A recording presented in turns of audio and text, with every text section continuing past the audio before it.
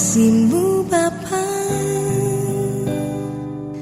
jiwaku pun tenteram.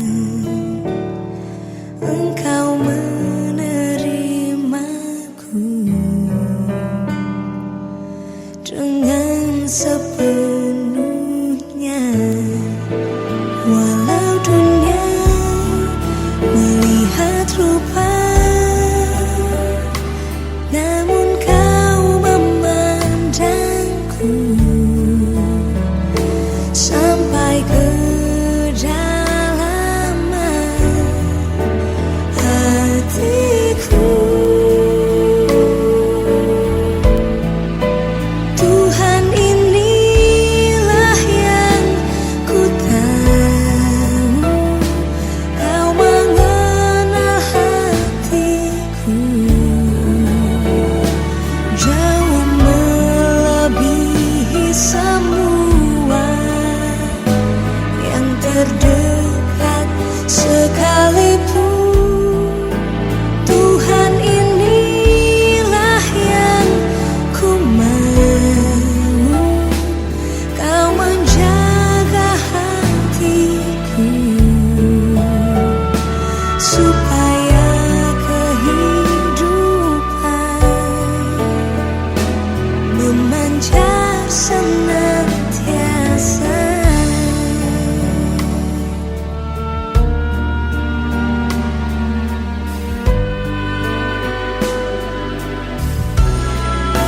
Tuhan, inilah yang ku tahu, Kau mengenal hatiku jauh melebihi semua yang terdekat sekalipun. Tuhan, inilah yang ku mau, Kau menjaga hatiku supaya kehidupan memancar senantiasa, supaya kehidupan memancar senantiasa.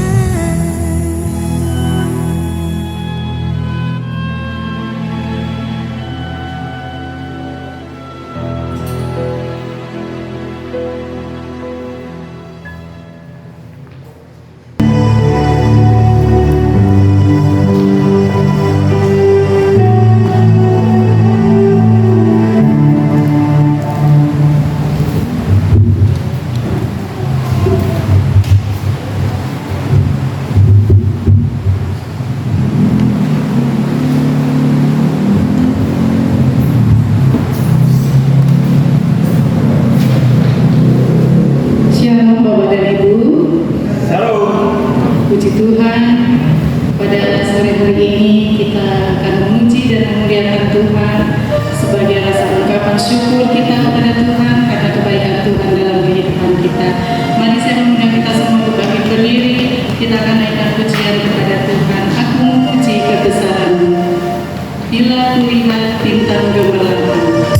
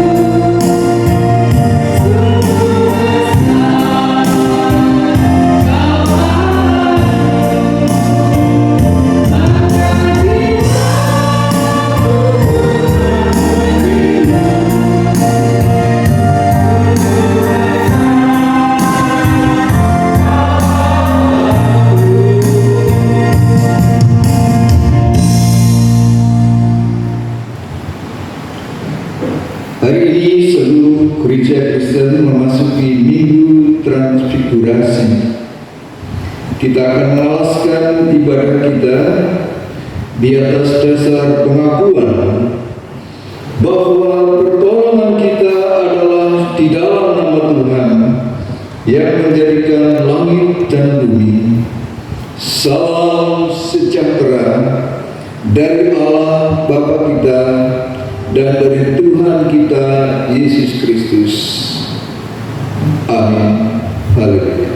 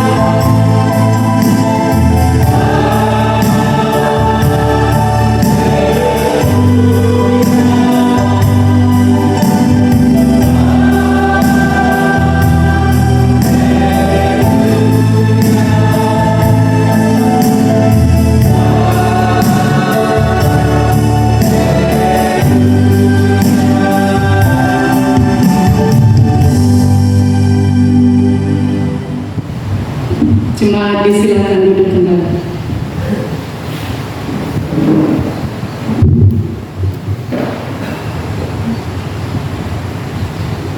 Bapak Ibu, mari kita berdoa. Bapa di surga, kami bersyukur pada hari ini atas kasih dan kebaikan-Mu dalam kehidupan kami.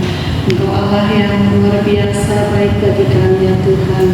Karena itu pada hari ini kami datang kepada-Mu, tidak dengan tangan yang hampa, tetapi kami datang dengan ucapan syukur kepada-Mu ya Tuhan, untuk kami boleh menyerahkan seluruh hidup kami untuk memuji dan memuliakan Engkau. Karena itu kami mohon kepada-Mu ya Tuhan Yesus, kiranya Engkau boleh ada di tengah-tengah kami, memberkati ibadah ini dari awal sampai akhirnya ya Tuhan Yesus. Berkati setiap kami para pelayan Tuhan yang ambil bagian dalam pelayanan. Biarlah Engkau boleh memakai kami untuk menjadi pelayan yang setia ya Tuhan. Terima kasih, kami bersyukur atas kasih dan kemurahan-Mu. Kami menyerahkan ibadah kami pada sore hari ini hanya ke dalam tangan Tuhan. Di dalam nama Tuhan Yesus kami berdoa dan mengucap syukur. Amin. Nats pembimbing terambil dari 2 Raja-Raja pasal 2 ayat 9 sampai dengan ayat yang ke-12.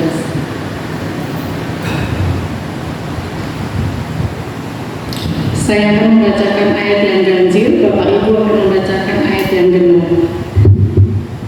Sudah ketemu Bapak Ibu? Ya. 2 Raja-Raja pasal 2 ayat 9 sampai dengan 12, demikian firman Tuhan. Dan sesudah mereka sampai di seberang, berkatalah Elia kepada Elisa, mintalah apa yang hendak kulakukan kepadamu, sebelum aku terangkat daripadamu. Jawab Elisa, biarlah kiranya aku mendapat 2 bagian dari rohmu. Berkata Elia, yang kau minta itu adalah suka, tetapi jika kau dapat meminta apa yang kepadamu, akan terjadi kepadamu sesuatu yang demikian.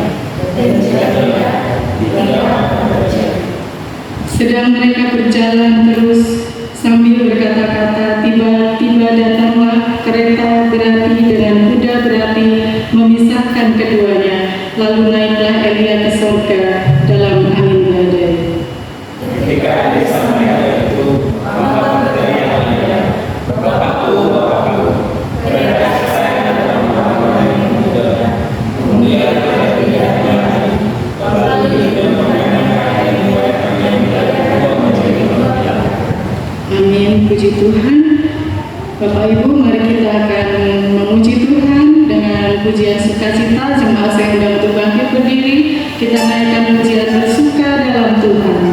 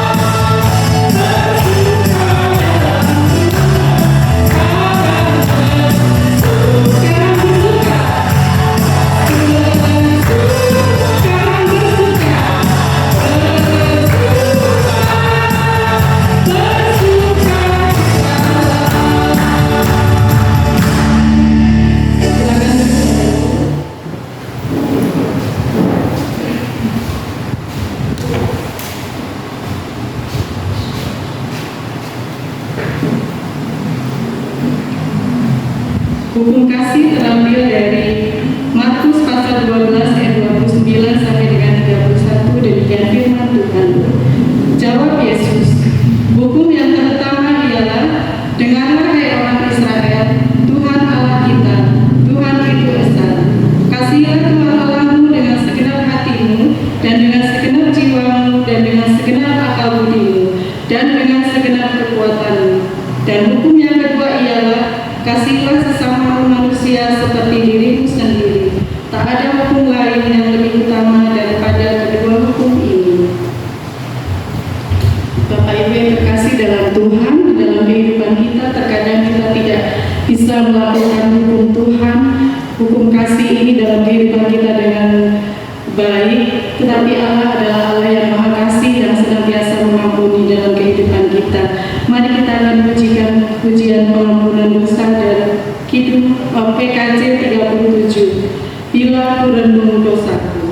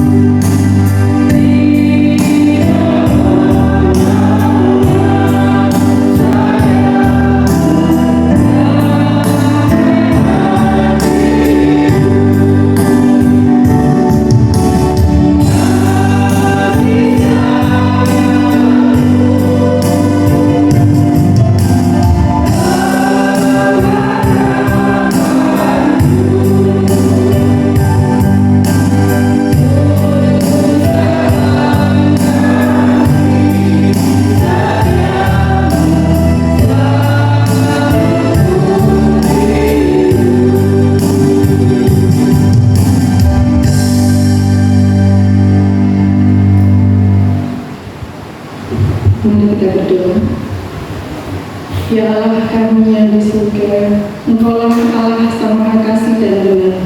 Kami mengakui kesalahan dan dosa kami, ya Tuhan. Ampunilah kesalahan kami sebab besar kesalahan itu.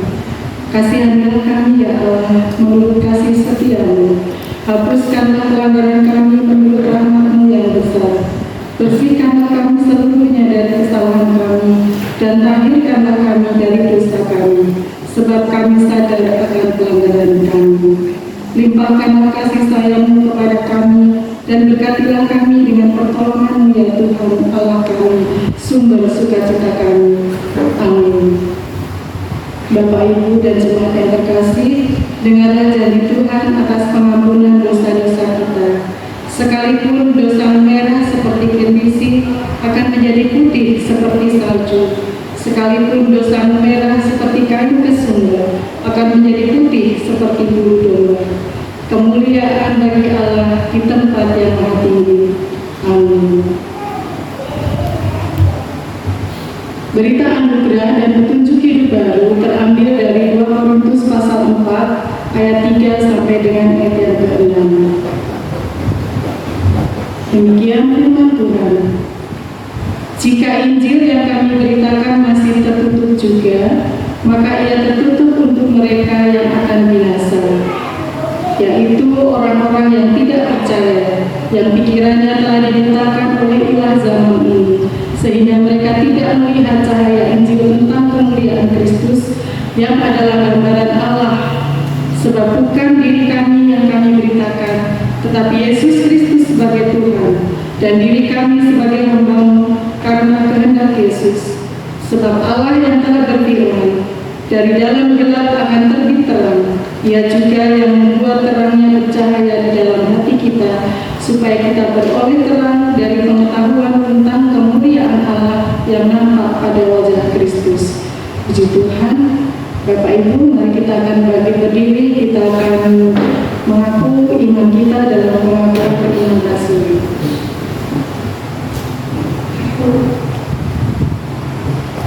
Aku percaya kepada Allah Bapa yang Maha Kuasa, Khalik langit dan bumi, dan kepada Yesus Kristus anaknya yang tunggal Tuhan kita, yang dikandung daripada Roh Kudus, lahir dari anak darah Maria, yang menderita di bawah pemerintahan Pontius Pilatus, disalibkan, mati dan dikuburkan, turun ke dalam kerajaan maut. Pada hari yang ketiga bangkit pula dari antara orang mati, naik ke surga, duduk di sebelah kanan Allah Bapa yang Maha Kuasa, dan akan datang dari sana untuk menghakimi orang yang hidup dan yang mati. Aku percaya kepada Roh Kudus, gereja yang kudus dan am, persekutuan orang kudus, pengampunan dosa, kebangkitan dari dan hidup yang kekal. Amin. Silakan duduk kembali Bapak Ibu. Kita akan mempersiapkan hati kita untuk mendengarkan firman Tuhan. Mari kita siapkan hati.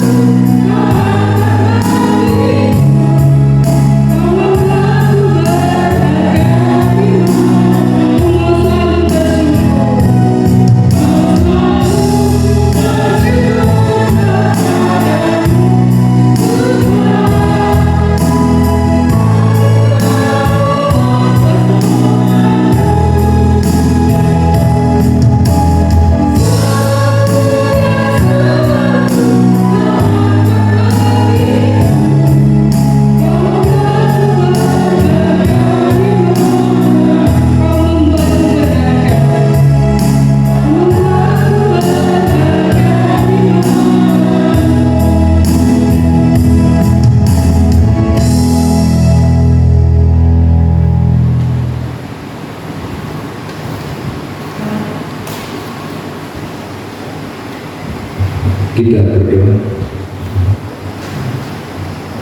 Ya Tuhan yang memberikan tempat yang sungguh indah untuk kami, meskipun kami adalah manusia celaka yang kerap kali menyakitkan hati Tuhan dan juga menyakiti sesama kami, tidak henti-hentinya Engkau terus mencari, memanggil, meraih agar kami ada di dalam dekapan cinta, supaya dengan cinta yang dari Allah hati kami diperbarui, pikiran kami diperbarui, dan pandangan mata kami diperbarui, seperti Tuhan melihat, seperti Tuhan berpikir, dan seperti hati Yesus. Karena itu Tuhan, tuntunlah kami sekalian dengan firman, supaya hidup kami tercerahkan di dalam Kristus yang firman yang hidup. Amin. Mari saudara-saudara kita membaca Alkitab kita hari ini.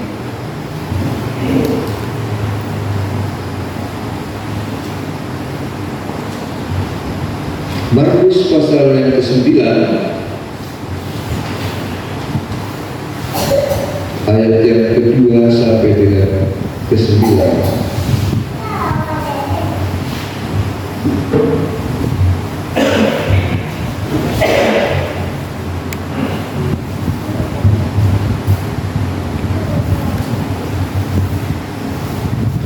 Markus 9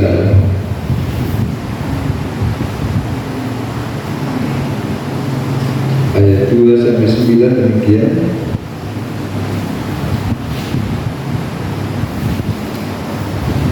Enam hari kemudian Yesus membawa Petrus, Yakobus, dan Yohanes, dan bersama-sama dengan mereka ia naik ke sebuah gunung yang tinggi. Di situ mereka sendirian saja. Lalu Yesus berubah rupa di depan mata mereka, dan pakaiannya sangat putih berkilat-kilat. Tidak ada seorang pun di dunia ini yang dapat mengelantang pakaian seperti itu. Maka nampaklah kepada mereka Elia bersama dengan Musa.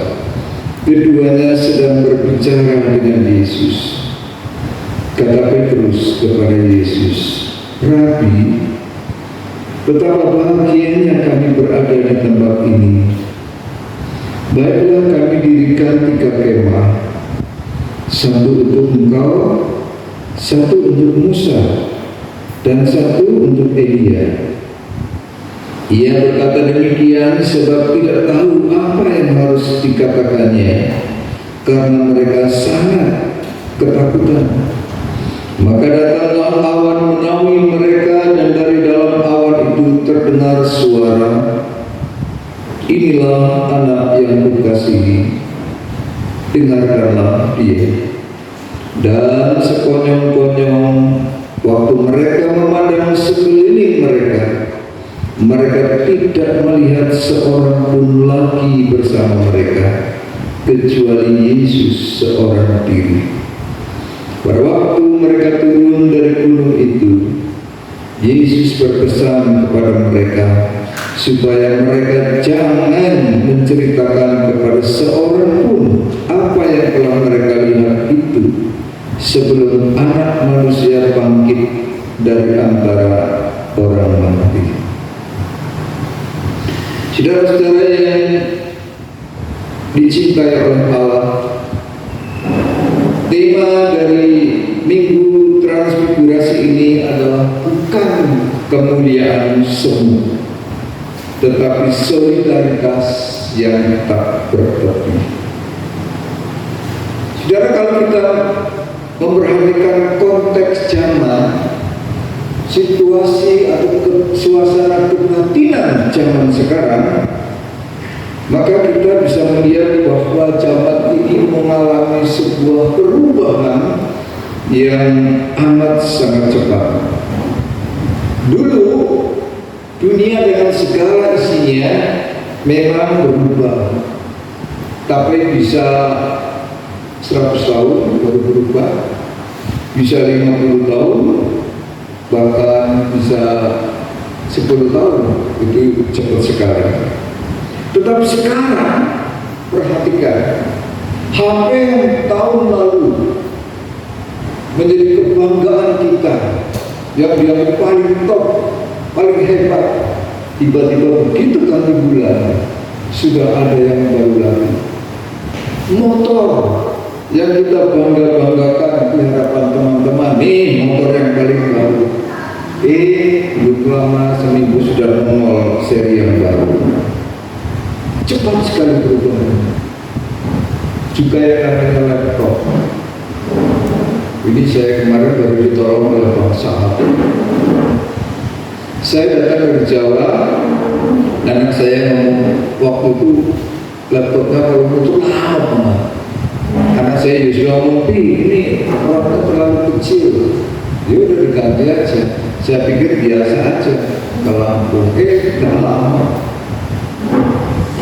Saya nggak bisa mengoperasikan. Ternyata ada perubahan yang saya tidak ngerti. Saya utak-utik. Akhirnya minta tolong Bang Sahat.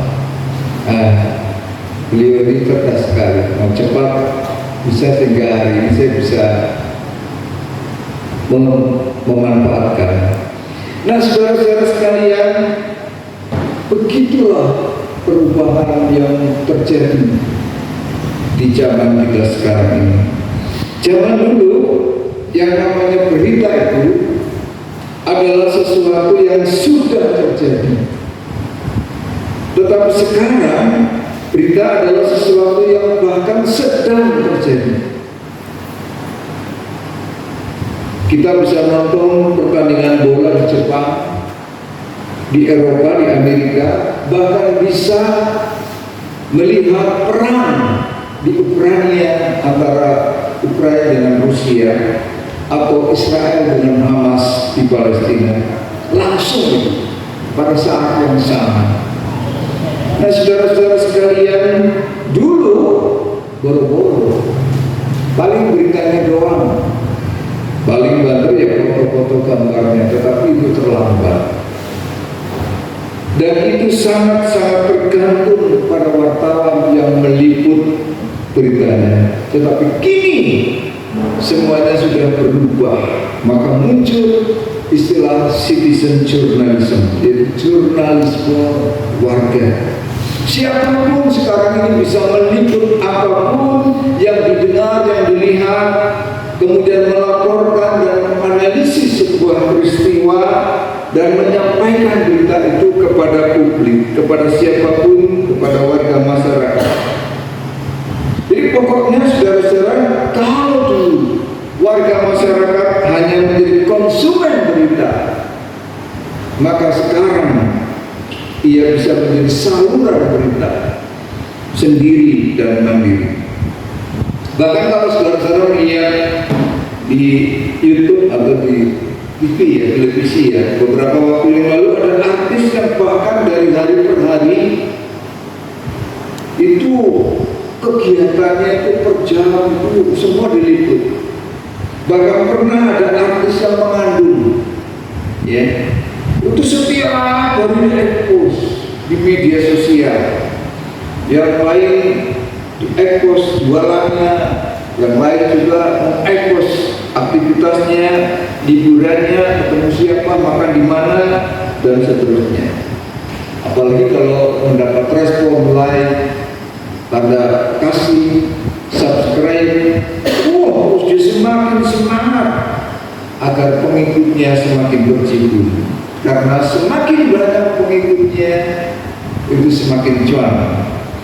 Nah, ini semakin menyadarkan hidupnya para konten. Kadang-kadang konten-konten di YouTube itu sangat-sangat ada yang berita, ada yang sensasi, dan orang tidak penting ini berita atau sensasi, yang penting cuan.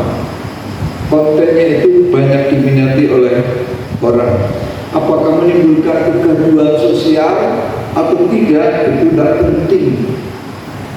Nah, saudara-saudara sekalian, di dalam konteks zaman dan konstruksi sosial semacam inilah, Gereja Tuhan hari ini di seluruh dunia merayakan apa yang disebut di dalam tahun gereja atau tahun liturgi sebagai Minggu Transfigurasi. Apa itu Minggu Transfigurasi?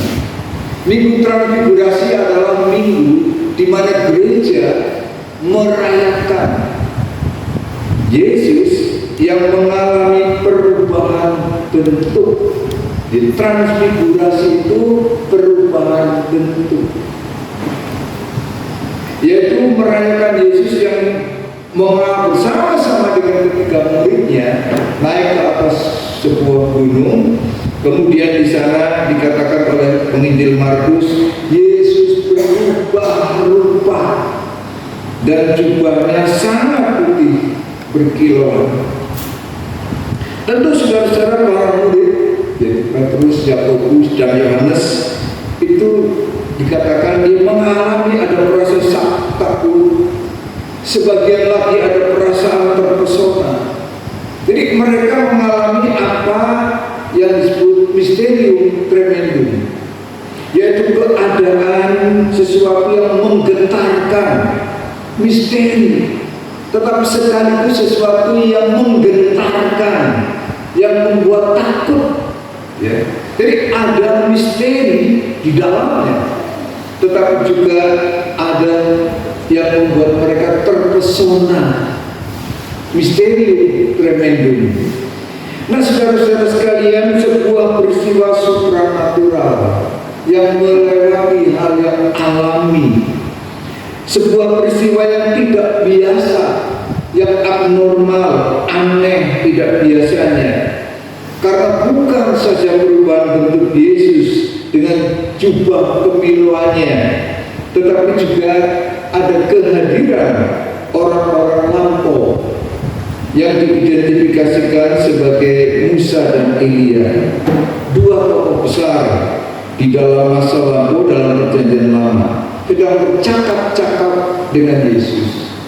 Nah, saudara, saya mau cerita sedikit pertemuan transfigurasi antar tokoh ini, karena menarik untuk dikuak, menarik untuk disimak.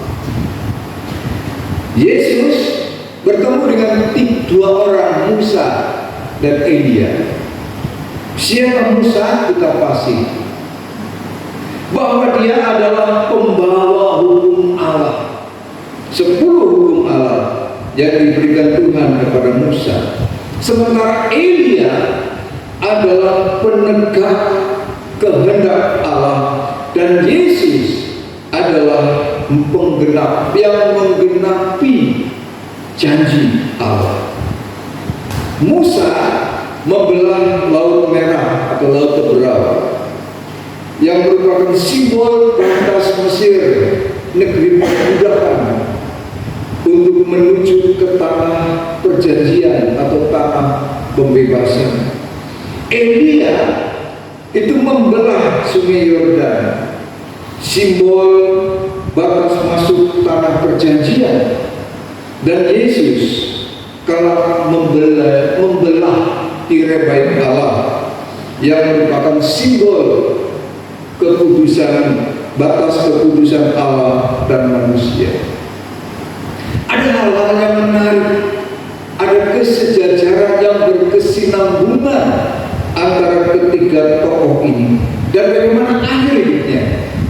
Kalau kita membaca di Alkitab, saudara-saudara, maka Musa itu tidak pernah ditemukan di mana kuburnya.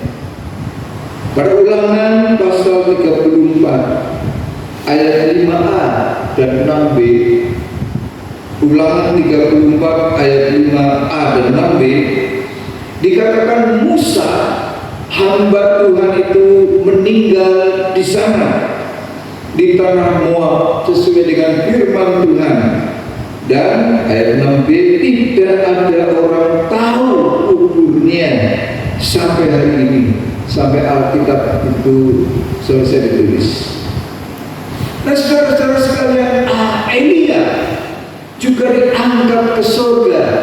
Tadi dalam liturgi kita, Elia bersama dengan Elisa. itu sedang berjalan, kemudian Allah dengan kerekannya menjemput Elia dan naik ke surga. Itu dua. Lalu Yesus juga kelak wafat, bangkit, dan naik ke surga. Nah, saudara-saudara sekalian, tiga tokoh ini memiliki kesejajaran, memiliki kesinambungan, kontinuitas antara satu dengan yang lain, terus bersambung-sambung. Jadi di dalamnya kita membaca, kita melihat rancang bangun Allah di dalam proyek keselamatan manusia yang begitu rapinya. Kalau kita lihat para Musa, Elia, dan Yesus ini, bagaimana kedua-duanya juga pernah 40 tahun Musa di padang gurun dan di Gunung Sinai untuk mengalami kemuliaan Allah dan menerima 10 hukum Allah. Elia juga 40 hari di Gunung Horeb atau Sinai, dan Tuhan berbicara kepada Elia sesudah 40 hari tinggal di sana. Sementara dipisahkan pernah terjadi di padang gurun dan bertransfigurasi di sebuah gunung bersama dengan Yesus yang setelah juga 40 hari 40 malam berpuasa. Jadi saudara-saudara, ada kesinambungan, kemiripan dan kesejajaran yang indah sekali. Sebuah rancang bangun yang ditata sedemikian rapi oleh Allah. Dan kelak Alkitab mengatakan bahwa Musa dan Elia juga diimani akan datang kembali menjelang hari Tuhan. Dan Yesus juga akan datang kembali sebagai hakim. Ya, kalau kita lihat pada Matius pasal 4 ayat yang ke-5 dan ke-6 itu dikatakan orang-orang Yahudi kan bertanya, apakah engkau itu yang datang lebih dahulu sebelum Mesias itu? Kemudian Yesus dalam Kisah Rasul 1 juga dia nanti akan datang sebagai hakim. Nah, saudara-saudara, di dalam perspektif keselamatan, maka di dalam diri ketiga tokoh ini, Musa, Elia, dan Yesus, ada kesejajaran, ada kemiripan kisah yang menunjukkan kesinambungan yang tertata dengan sangat baik, yang merupakan rancang bangun desain yang sangat luar biasa dalam proyek keselamatan Allah atas manusia. Nah, di dalam peristiwa transfigurasi ini, Yesus memancarkan cahaya kemuliaan Allah sebagai tanda puncak dari spiritualitasnya. Jadi kalau kita lihat cara Allah bekerja, ternyata bekerjanya bukan asal-asalan, spontan, sporadis, tidak. Tetapi Allah bekerja pun melalui rancang bangun, melalui desain yang cermat, yang teratur, yang berkesinambungan antar peristiwa, dan juga melalui tokoh-tokoh yang sudah ditata, ditentukan oleh Allah, baik tokohnya, peristiwanya, untuk mudah diingat oleh orang. Maka menarik sebenarnya kehadiran tiga tokoh ini dalam peristiwa transfigurasi. Jadi peristiwa yang menggetarkan dan sekaligus juga menggentarkan ini aneh, tetapi nyaman, tidak biasa, tetapi rasanya dunia berubah menjadi damai yang indah. Dan Petrus ingin mengabadikan keadaan itu agar jangan cepat berlalu. Ragu, sungguh baik kita berada di tempat ini, kata Petrus. Biarlah kami dirikan 3 kemah, satu untuk engkau, satu untuk Musa dan satu untuk Elia. Secara manusiawi, saudara-saudara, usul dan maksud dari Petrus ini sebenarnya sangat-sangat wajar, bahwa mereka punya keinginan yang indah, punya kemauan yang mulia agar bisa mengabadikan kemuliaan Allah ini, agar mereka bisa merasakan shalom Allah secara lebih lama.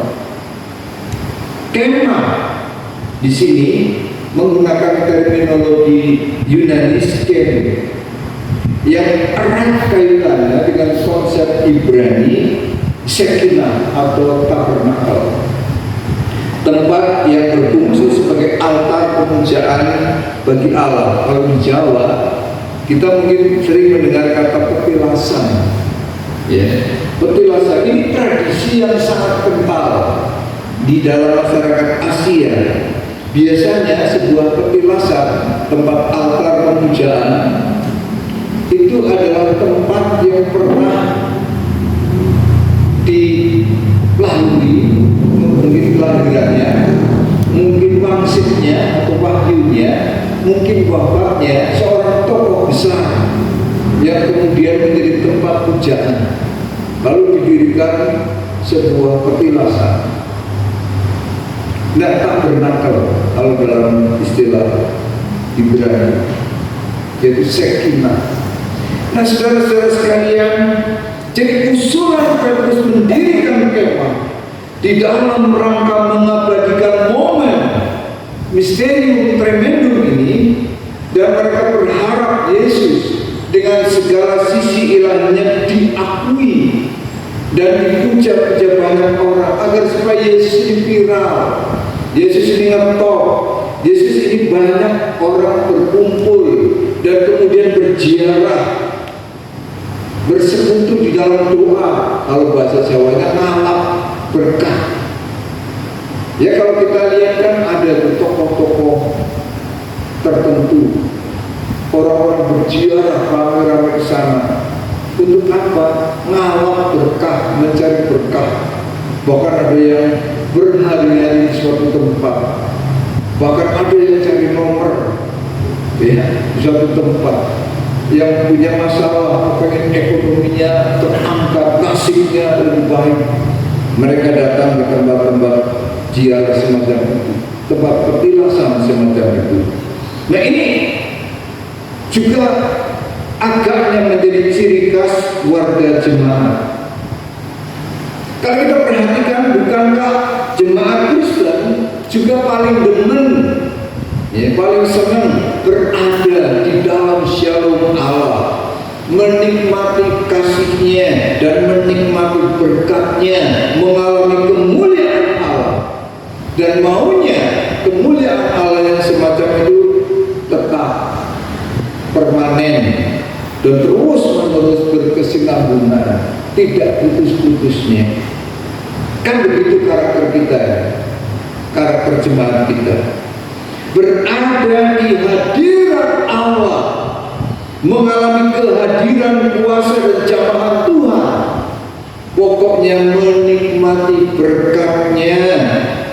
Sampai kadang-kadang saudara-saudara kita tidak sadar atau abe atau alfa, bahwa kita dipanggil Tuhan, dijadikan anak-anak Tuhan ini, diselamatkan Tuhan, sesungguhnya bukan untuk menjadi konsumen berkat,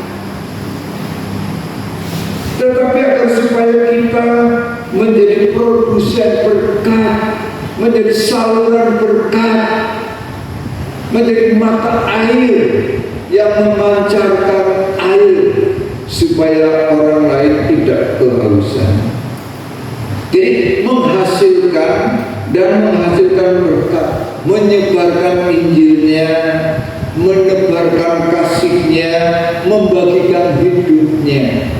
Bukan cuma menikmati lalu ngantongi menjadi berkat dari Allah pribadi, kita simpan, kita nikmati sendiri. Bukan. Tetapi Allah memanggil kita supaya meneruskan berkat yang dari Tuhan. Nah, saudara-saudara sekalian, Petrus, Yohanes, dan Yakobus, murid terdekat di dalam lingkaran Yesus, lupa ketika mereka mengatakan, Rabi, suasananya luar biasa, izinkan kami mendirikan kemah untuk Engkau, untuk Musa dan Elia. Mereka lupa kalau di pasal sebelumnya, Markus 8 ayat 31 sampai 34, itu Yesus pernah mengatakan begini. Pasal 8 Markus ayat 31 sampai 34, Yesus mulai mengajarkan kepada mereka bahwa anak manusia harus banyak menanggung penderitaan dan ditolak oleh tua-tua, imam-imam, kepala dan ahli-ahli Taurat, lalu dibunuh dan bangkit sesudah 3 hari. Dan ayat 34, jika seseorang mau menjadi pengikutnya, dia harus menyangkal dirinya, memikul salibnya, dan mengikut aku. Itu sebelum mengalami transfigurasi. Jadi pada pasal sebelumnya, Yesus sudah mengingatkan mereka. Dia ditolak, ditangkap, dan dibunuh. Dan siapa yang mau mengikut aku, dia harus siap untuk menyangkal dirinya, memikul salibnya, dan mengikut aku. Dan peristiwa transfigurasi di gunung itu menjadi sebuah persiapan bagi Yesus untuk melanjutkan karya menuju Yerusalem, di mana dia akan ditolak, ditangkap, dibunuh. Jadi ini adalah peristiwa, kalau dilihat secara perikop, maka peristiwa transfigurasi ini terjadi antara khotbah pemberitahuan Yesus tentang penderitaan, kemudian transfigurasi, dan peristiwa mulai menerima kesulitan dan penderitaan sampai kematian. Di sana Yesus seolah-olah sedang membicarakan tentang rancangan Allah yang akan dia pikul, yang akan dia alami. Jadi bayangkan situasi itu, saudara-saudara.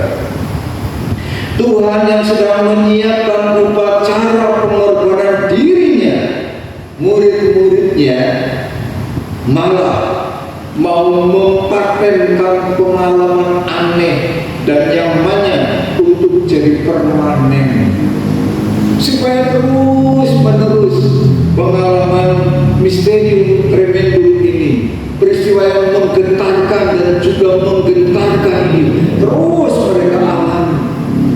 Keterpesonaan di dalam ketakutannya itu untuk mereka nikmati terus-menerus dengan mengusulkan mendirikan tenda sebagai tempat tinggal Yesus, Musa dan Elia. Tentu sebuah pengalaman spiritual di hadirat Tuhan itu supaya awet, supaya kalau bisa jangan cepat berlalu. Maksud Petrus dan kawan-kawannya itu seperti ini. Nah, saudara-saudara sekalian, di tengah dunia konten yang isinya wah-wah, bikin geger dan viral, maka usil Petrus ini sesungguhnya sangat menggoda. Oh, siapa yang tidak ingin banyak mendapat like? Siapa yang tidak ingin banyak pengikutnya? Siapa yang tidak ingin menjadi terkenal beken di dunia medsos, tenar secara spontan,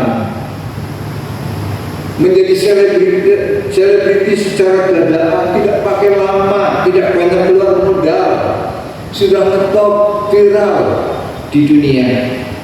Tetapi itu ternyata bukan kehendak Bapa, dan itu ternyata tidak disetujui oleh Yesus. Dikatakan pada ayat yang ke-7, lalu datanglah awan menaungi mereka, dan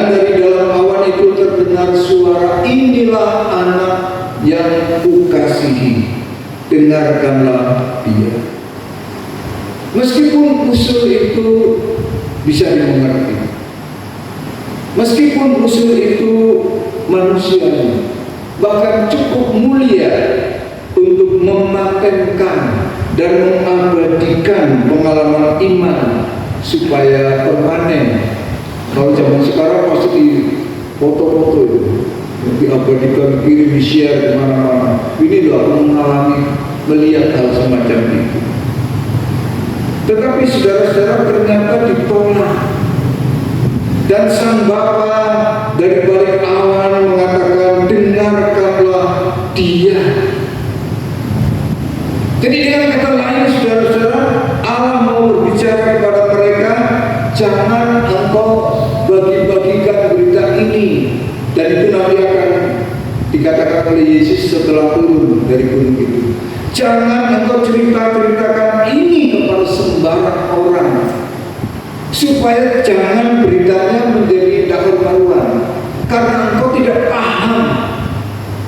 Yaitu bahwa aku sedang mempersiapkan diri menuju ke Yerusalem. Engkau belum paham juga, sehingga Anda ingin menikmati berkat, padahal aku ini sedang mempersiapkan diri untuk menuju ke Yerusalem dan naik ke Bukit Golgota, memikul salib, menderita dan mati di sana.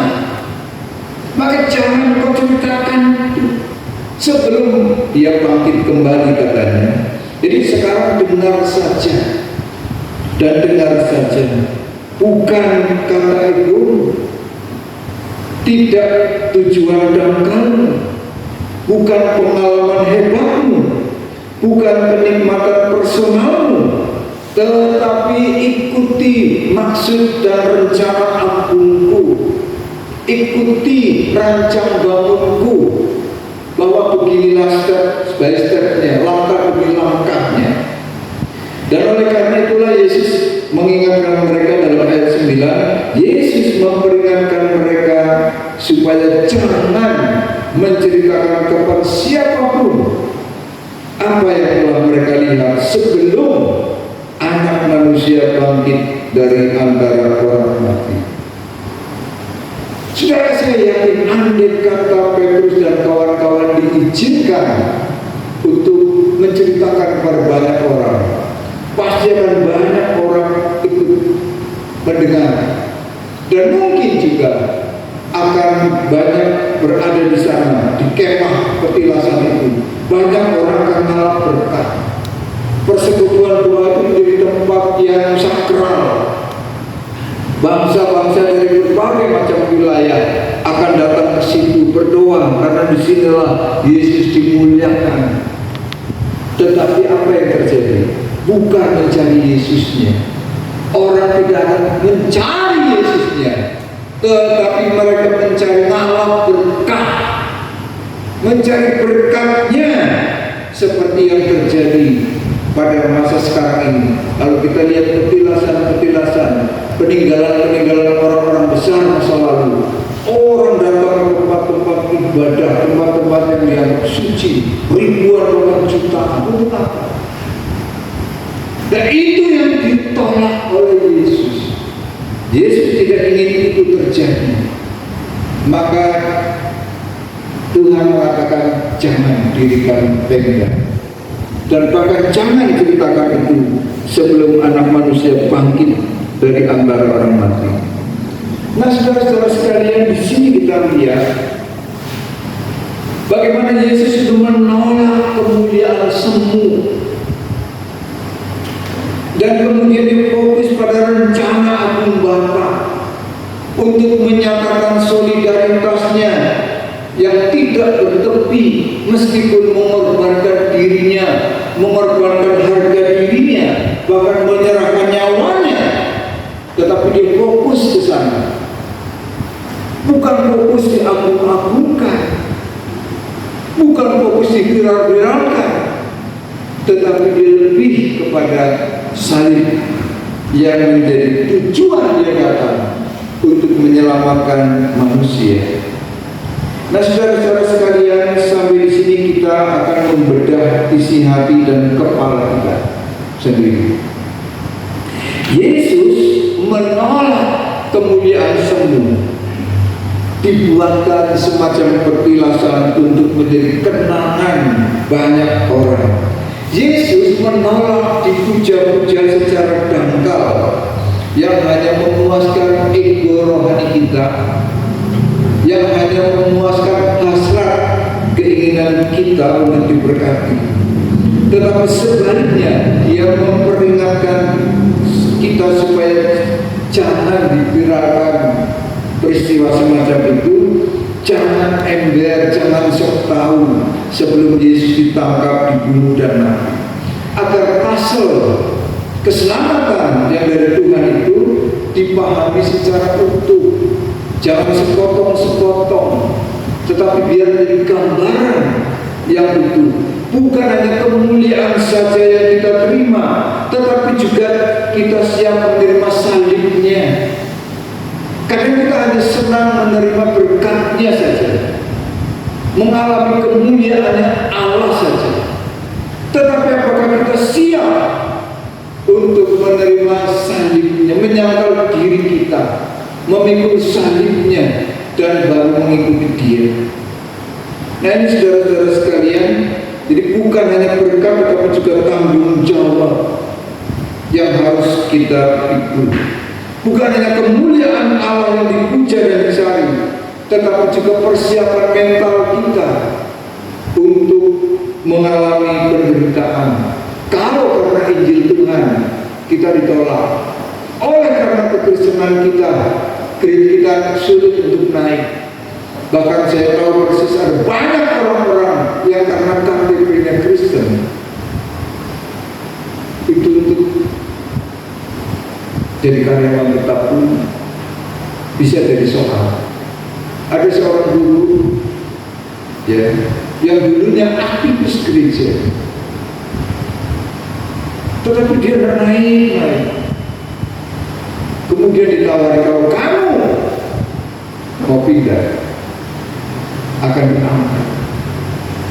Akhirnya dia kalah dengan tawaran itu dan meninggalkan kekristenan. Nah saudara-saudara sekalian, di dalam penderitaan dan salib mereka itu berarti bahwa orang-orang Kristen itu ikut di dalam solidaritas Yesus yang tanpa tepi, bukan hanya menerima kemuliaan yang semu, yang hanya untuk memuaskan ego kita saja, menjadi orang penerima berkat saja, tetapi juga menjadi penerima tanggung jawab, memikul salib dan berjalan bersama dengan Tuhan, mengusap air mata sesama kita yang perlu diusap, meneguhkan sesama kita yang merasa kecil hati. Disitulah tugas kita. Tidak harus besar, tetapi itu perlu di dunia kita masing-masing. Amin. Mari kita berdoa. Terima kasih Tuhan, gereja hari ini bisa mengenang bagaimana Yesus yang mengalami transfigurasi, perubahan bentuk kemuliaan untuk mempersiapkan hati, merancang bangun, masuk ke dalam penderitaan bahkan kematian demi proyek keselamatan manusia. Engkau memanggil kami untuk ikut di dalamnya, menyatakan solidaritasmu kepada dunia sekitar kami yang bukan hanya membutuhkan kepuasan ego diri kami, hanya kemuliaan semu, tetapi agar supaya manusia semakin manusia, sesama kami menjadi terberkati oleh solidaritas setiap kami. yang diinspirasikan oleh solidaritasmu yang tanpa tepi di dalam Kristus. Amin.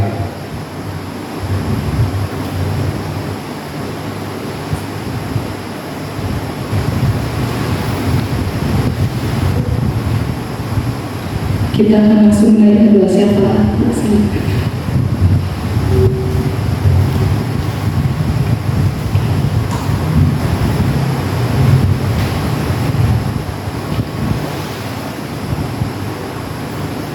Bapa di surga, bersama jemaatmu kami ingin menaikkan doa-doa syafaat kami. Kami berdoa bagi bangsa dan negara kami, khususnya yang sebentar lagi akan menyelenggarakan pesta demokrasi. Jadikanlah pesta demokrasi ini menjadi sebuah pesta yang menyenangkan, yang menggembirakan.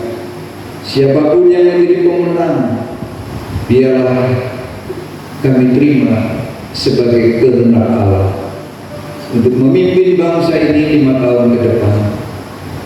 Berikan kepada kami kebesaran hati kami apabila yang menang bukan pilihan hati kami, dan kami tetap bersahabat dengan siapapun yang beda pilihan.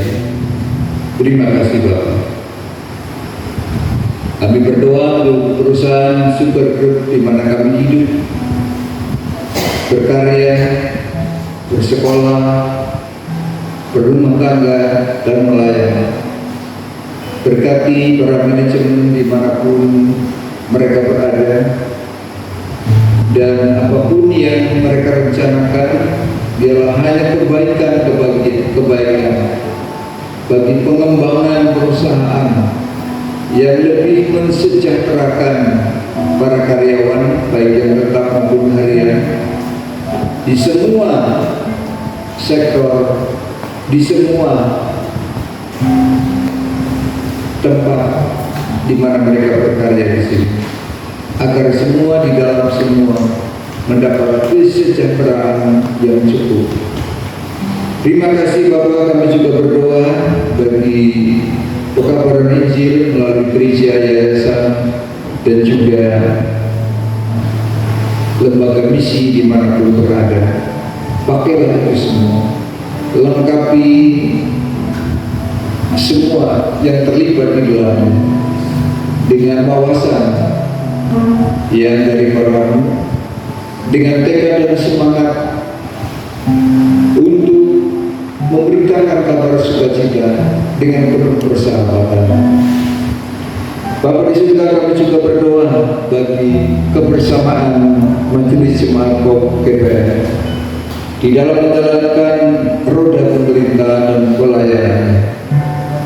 Tuhan berkati pekerjaan mereka, Tuhan rahmati rumah tangga mereka, Tuhan berkati anak-anak mereka yang sudah mengorbankan banyak waktu, tenaga, pikiran bagi pekerjaan Tuhan dengan sukarela dan dengan sukacita. Kiranya Tuhan memberkati mereka semua. Lebih dari itu Tuhan, biarlah di dalam perbedaan bakat, talenta, latar belakang, potensi, mereka mampu untuk saling menghargai agar menjadi kesatuan yang kuat, kesatuan yang indah satu dengan yang lain. Bapa di surga, kami juga berdoa bagi jemaatmu, anak-anak sekolah dari TK sampai perguruan tinggi, juga pemuda-pemudi yang sedang mencari pekerjaan dan pasangan hidup. Tuhan berkati mereka. Anak-anak yang masih bertumbuh dalam pertumbuhan fisik, pertumbuhan intelektual, pertumbuhan sosial, dan pertumbuhan rohani, Tuhan berkati agar mereka pertumbuhannya ke arah yang lebih baik, lebih berkualitas, sehingga kelak pada saatnya mereka menjadi anak-anak yang tangguh, pejuang-pejuang yang kuat untuk masuk dalam ruang kompetisi di dunia yang nyata. Bagi mereka yang belum menemukan jodoh dan sekarang mereka sedang mencari jodoh satu sama lain. Kiranya Tuhan memberikan keberanian mereka untuk membuka diri, membuka ruang perkenalan, mencari di mana Tuhan yang memberikan tulang rusuk bagi mereka. Terpujilah nama. Kami berdoa juga untuk jemaat-jemaat Tuhan yang sedang Tuhan titipkan anak-anak di dalam kandungan. Untuk Ibu Selvi, Ibu Dani Ardianto Situmea, berkati baik bayi yang ada di dalam kandungan maupun ibu yang sedang mengandung, agar dengan berkat dan pertolongan Allah pada waktunya anak itu dilahirkan dengan sehat beserta dengan ibu yang melahirkannya. Dan bukan hanya itu saja, juga kesehatan di dalam merawat, mendidik dan membesarkannya. Kami berdoa untuk jemaat yang sakit, Ibu Widiawati, Esther Sumarni, Ibu Norita Limbong. Kami juga berdoa untuk orang tua yang sedang dalam pemulihan, Ibu Iswidodo, Ibu Wawang Juangsi, Ibu Ngatia, dan juga Bapak Membunja, serta para lansia di jemaatmu. Berkati mereka yang masih dalam perawatan, obat-obat yang diberikan dokter, dan pemulihan di dalam keluarga mereka, agar mempercepat proses penyembuhan mereka. Terima kasih Bapak, juga para orang tua yang mungkin jauh dan yang bersama dengan jemaatmu. Berkati mereka agar di masa tuanya mereka diteguhkan bahwa mereka tidak sendirian. Kami juga berdoa untuk rencana pernikahan Rifka dan William pada 3 Maret yang akan datang. Tuhan juga mempersiapkan mental mereka dan segala persiapan yang diperlukan, baik untuk resepsi dan segala sesuatu yang dibutuhkan. Kiranya Tuhan memberkati keluarga dengan segala berkat yang daripada. Kami juga berdoa untuk panitia Paskah yang sudah terbentuk dan rencana kegiatan yang sudah disusun. Berkatilah agar ini semua juga semakin mendewasakan setiap kami. Terpujilah namamu. Kami serahkan seluruh doa ini hanya di dalam nama Tuhan Yesus Kristus yang mengajar kami berdoa. Bapa kami yang di surga, dikuduskanlah namamu, datanglah kerajaanmu, jadilah kehendak-Mu di bumi seperti di surga. Berikanlah kami pada hari ini makanan kami yang secukupnya, dan ampunilah kami akan kesalahan kami, seperti kami juga mengampuni orang yang bersalah kepada kami. Dan jangan membawa kami ke dalam pencobaan, tetapi lepaskanlah kami daripada yang jahat. Karena Engkau yang mempunyai kerajaan dan kuasa dan kemuliaan sampai selama-lamanya. Amin.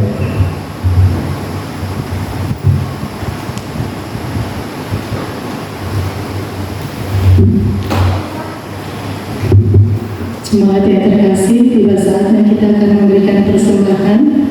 Kita akan siapkan persembahan kita, dan persembahan akan didasari dari nas firman Tuhan terambil dari 2 Korintus pasal 9 ayat yang ke-7. Hendaklah masing-masing memberikan menurut kerelaan hatinya, jangan dengan sedih hati atau karena paksaan, sebab Allah mengasihi orang yang memberi dengan sukacita. Puji Tuhan, mari kita akan memberikan persembahan pada Tuhan. Kita akan iringi dengan satu pujian, aku diberkati, sepanjang hidupku diberkati. Sepanjang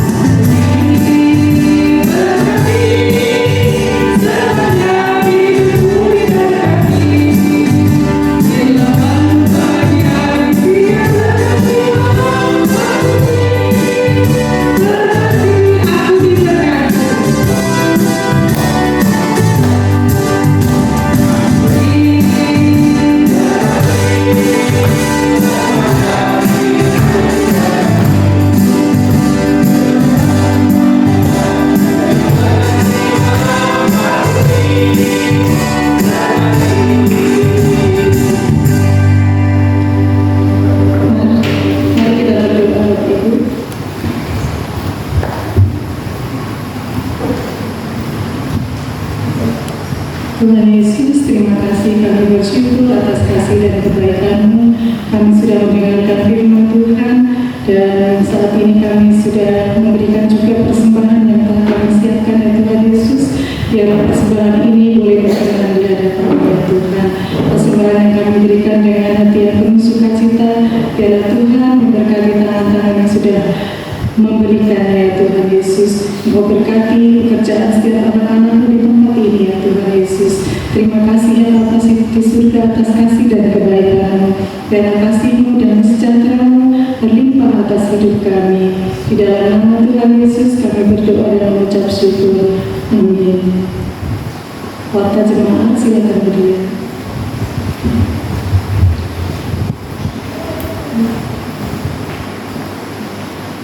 Shalom. Puji nama Tuhan.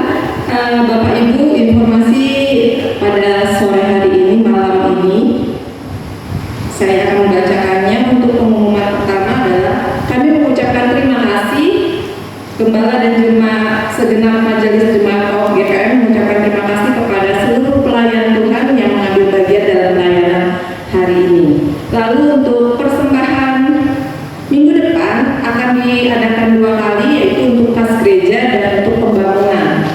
Untuk kegiatan berikutnya adalah Komisi Sekolah Minggu akan mengadakan pasca sekolah minggu, dan minggu depan akan melakukan bazar dalam rangka penggalangan dana untuk pasca sekolah minggu.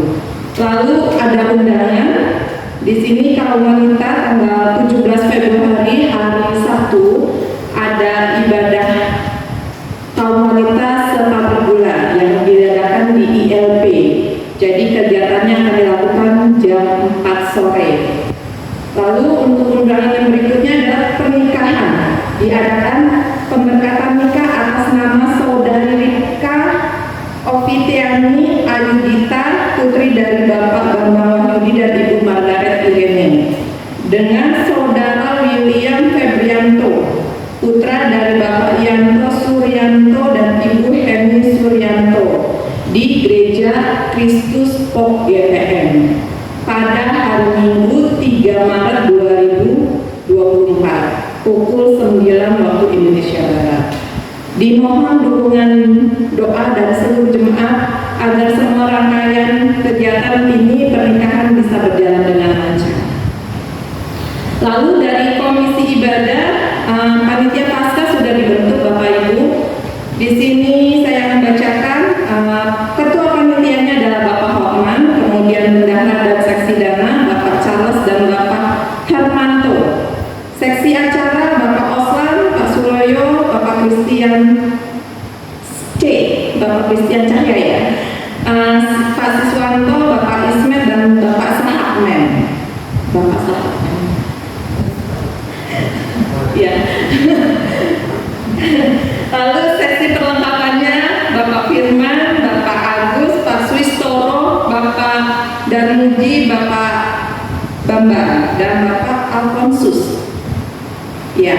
Lalu seksi konsumsinya Bapak Kandus, Bapak Hotmer, Bapak Darwin, Pak Hilman dan juga Pak Waryanto.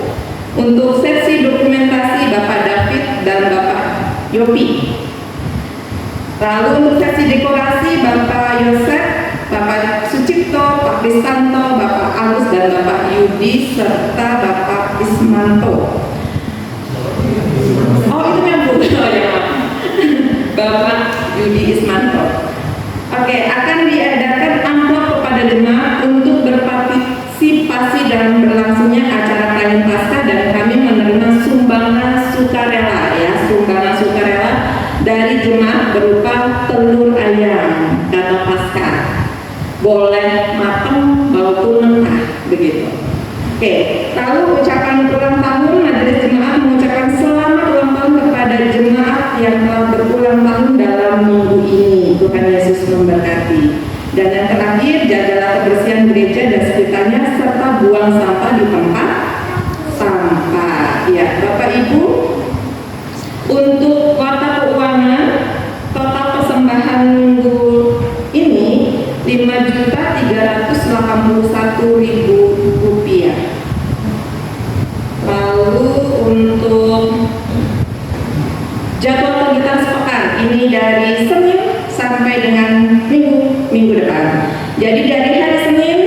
jam 7 atau jam 19 ada katekisasi CD oleh Bapak Pendeta Andi Yohanes sebagai pembawa firman-Nya.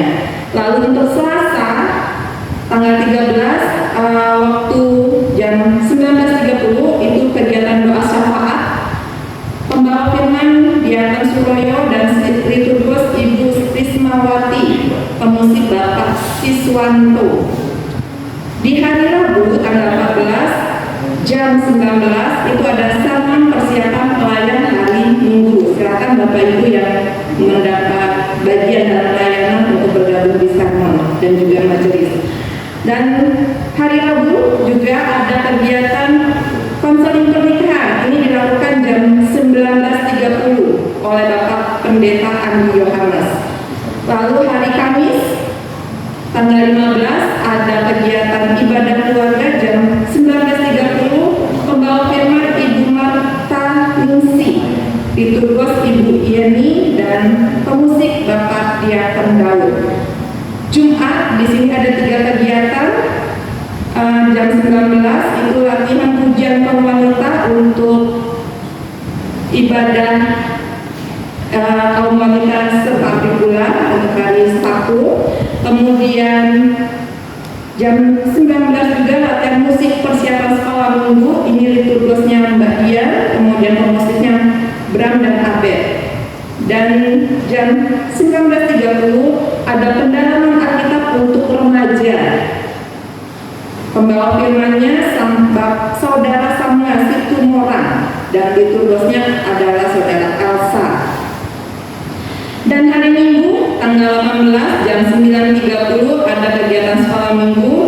Pembawa firman Ibu Marta dan Ibu Yokebet, liturgusnya Mbak Dian, pemusiknya Bram dan Abed.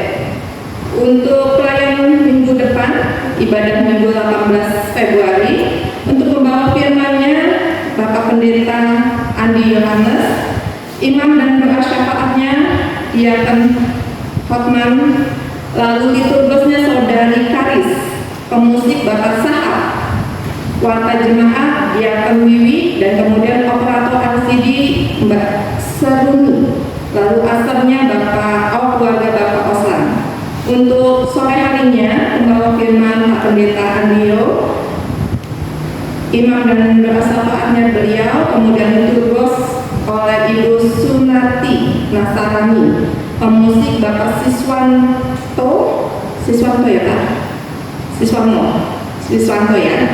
Ya, kemudian mata jemaat oleh liturgus dan operator LCD oleh Saudara Herman. Terima kasih, Tuhan Yesus memberkati.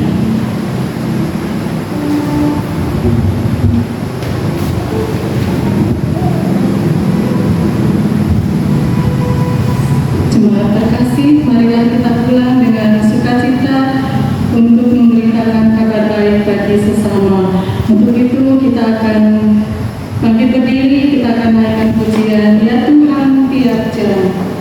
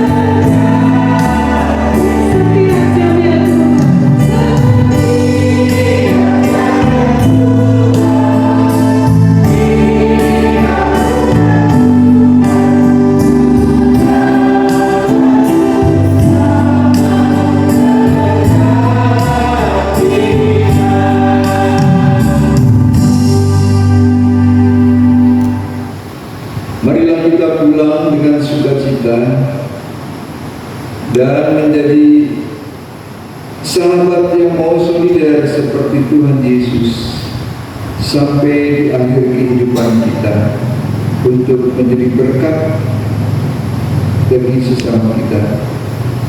Angkatlah hati kita tinggi-tinggi, arahkan kepada Allah, pulanglah dengan damai dan terimalah berkat-Nya.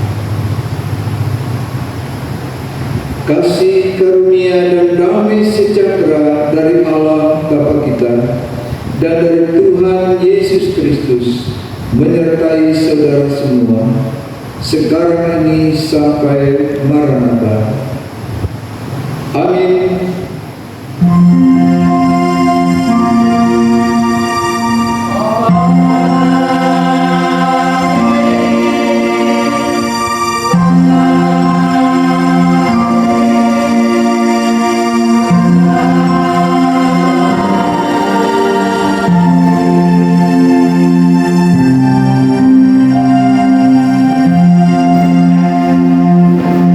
Kita ambil saat teduh sejenak.